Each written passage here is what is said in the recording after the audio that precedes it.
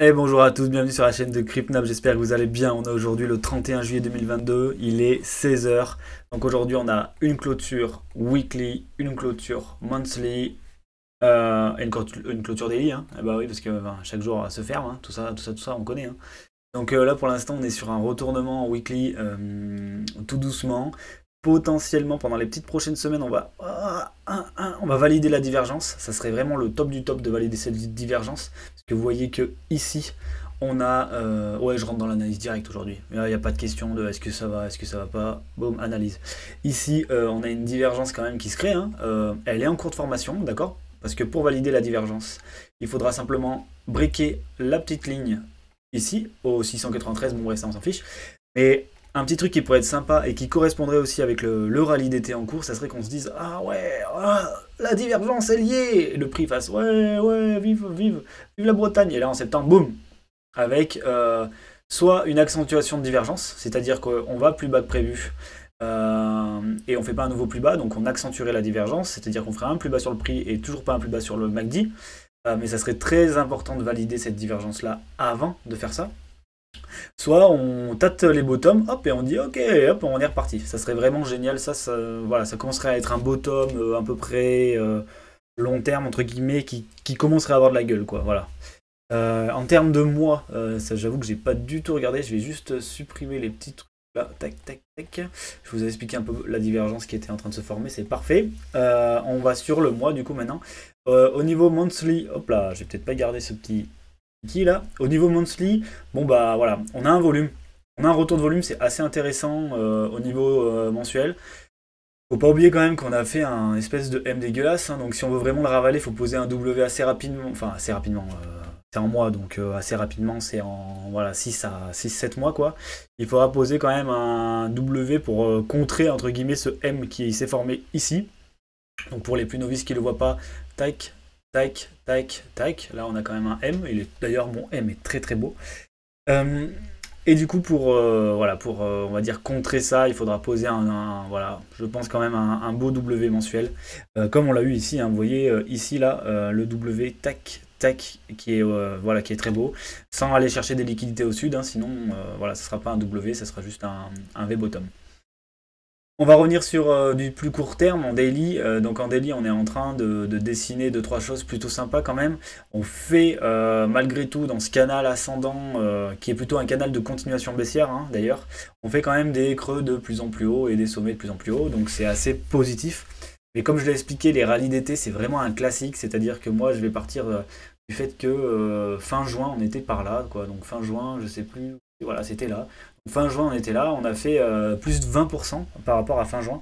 Donc potentiellement, dans les jours à venir, vous voyez que ici, on est en train de créer une divergence hein, quand même.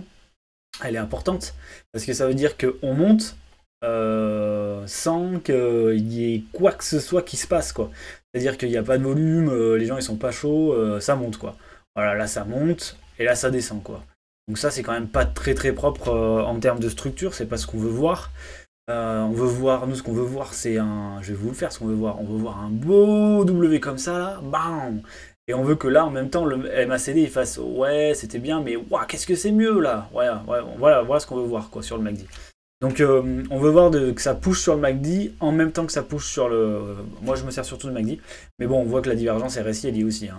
Elle commence à se créer ici, on voit qu'on a fait un sommet et un creux, donc ça commence à se créer. Pour être dans le rallye d'été, je vois bien quelque chose comme ça, avec une accentuation, donc on reviendrait chercher les creux, une accentuation de la divergence, et là par contre ça serait, est-ce qu'on s'arrêterait là, est-ce qu'on viendrait manger les bottoms, est-ce qu'on irait aux 12 000, voilà, il y a plein de questions qui se posent, il y a la récession qui est en train de se mettre en place sur le SPX, etc., enfin sur l'économie traditionnelle, donc voilà, il y a plein de questions à se poser. D'ailleurs, le Nasdaq, le SPX qui lui est chaud, hein. Voilà, comme le BTC, il a posé son W, il est chaud, sauf que lui, il diverge pas. Hein. Il est en train de repartir chaud patate. Ce qu'on peut regarder, c'est un petit peu où c'est qu'il y a des creux. Donc là, il a atteint ce premier, il l'a breaké, on va dire.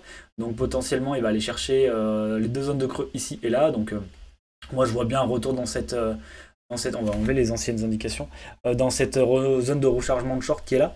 On peut regarder d'ailleurs parce que lui aussi, hein, il a clôturé en weekly, voilà, en weekly quand même, il pose un W, donc ce qui est plutôt propre. On va voir jusqu'où il va aller. On est sur le premier arrêt, on l'a plutôt break, on n'a pas encore mangé les liquidités là, donc il faut faire attention quand même sur ce point-là.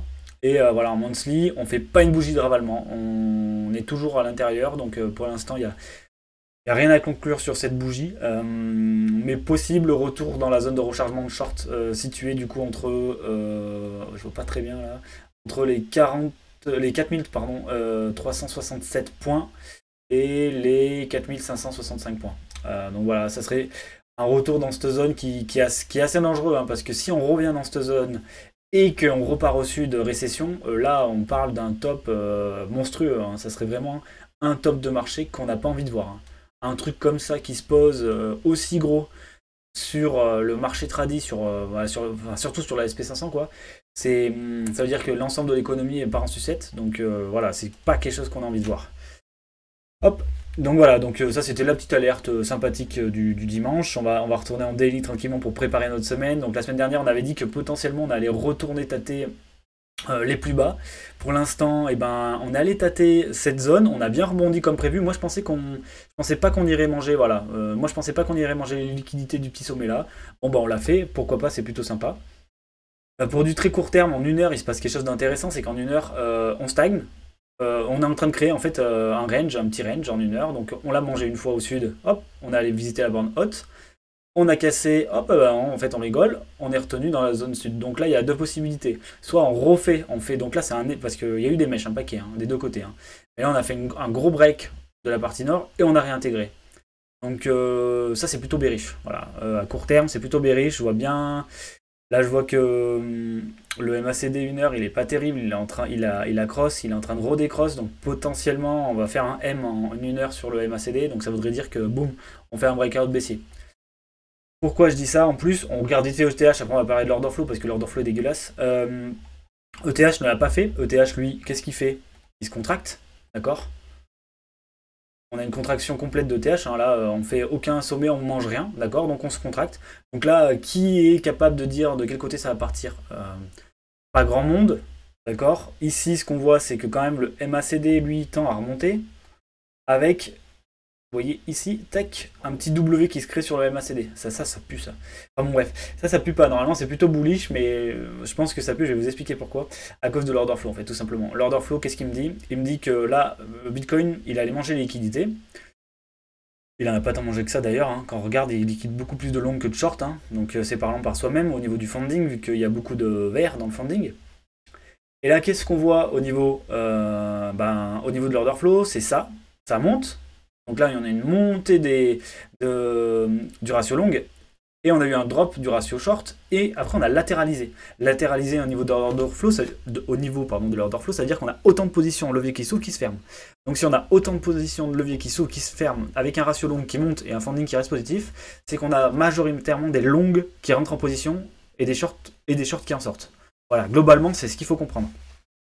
Donc là, pas terrible. Après, bien sûr, ici, plus 1, moins 1. Donc, on a aussi des shorts qui s'ouvrent, hein, bien entendu. C'est juste qu'en termes de quantité, il y a plus de quantité de longues qui rentrent en position là que de quantité de shorts. Après, sur un ratio, on reste toujours inférieur à 50 hein, quand même. Hein. Si je vous fais apparaître hop là, le style, on va mettre les longues. Voilà. On a quand même plus de shorters en position en termes de globalité que de longues. Mais le fait est que là, à l'heure actuelle, on a des longues agressifs sur cette position. Donc là, il faudrait regarder un petit peu où c'est que les liquidations nous attendent, et il y a moyen qu'elles nous attendent plus bas. Donc soit on fait une petite mèche pour avaler, soit on y va direct, et potentiellement on fait simplement notre creux plus haut, hein, comme je l'ai expliqué ici, hein, un scénario plutôt confortable pour la suite de l'été du moins. Ça serait d'avoir... une petite attaque baissière là, puis un nouveau creux ascendant, puis on monte tranquillou quoi. Ça nous gêne pas de monter tranquillou, enfin je pense que ça gêne personne au niveau des altcoins, ça fera quand même des bonnes performances.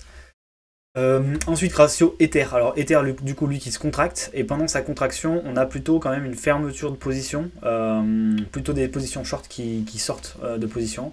Après, on reste toujours pareil que sur Bitcoin, sur un ratio short qui est plus élevé, donc il y a plus de shorters en position.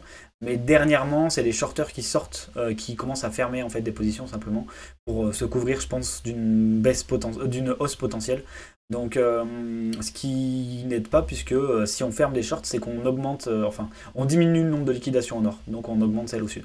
Donc ça, toujours à faire attention, c'est en termes de volume, et pas en termes de, c'est-à-dire, c'est le nombre de traders, et non pas le volume de liquidation existante. C'est-à-dire qu'il peut y avoir beaucoup plus de traders short à un instant T, mais pourtant le ratio, mais pourtant c'est les longues qui pèsent plus fort parce que ils ont peut-être moins de position, mais elles valent plus d'argent, quoi. Voilà, pensez-y.